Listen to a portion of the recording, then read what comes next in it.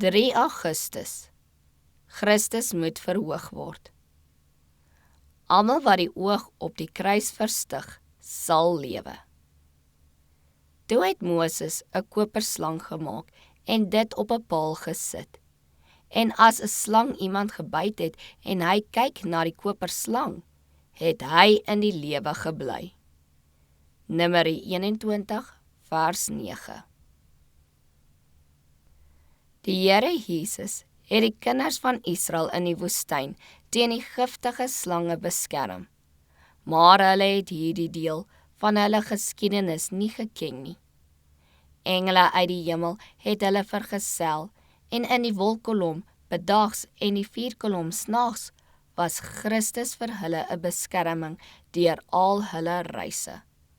Maar hulle het selfsugtig en ontevrede geword, en sodat hulle nie sy groot sorg oor hulle sou vergeet nie, het die Here hulle 'n bitter les geleer.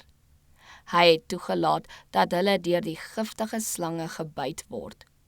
Maar in sy groot genade het hy hulle nie gelos om maar te sterf nie.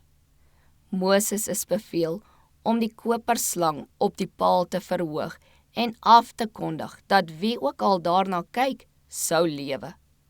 En almal wat gekyk het, het gelewe. Hulle het dadelik herstel.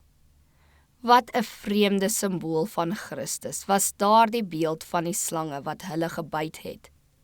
Hierdie simbool is op die paal verhoog en hulle moes daarna kyk en genees word. So is Jesus in die gelykheid van die sondige vlees gemaak. Hy het die draer van die sonde geword. Dieselfde genesende, lewegewende boodskap word nou gehoor. Dit wys na die verhoogde Heiland aan die skandelike kruis. Diegene wat deur die ou slang, die duiwel gebyt is, word beveel om te kyk en te lewe. Reken net op Jesus om u geregtigheid en u soenoffer te wees. Na mate u deur die geloof geregverdig word, sal die dodelike byt van die slang genees word. Sonder die kruis kan die mens geen eenheid met die Vader hê nie. Daarvan hang al ons hoop af.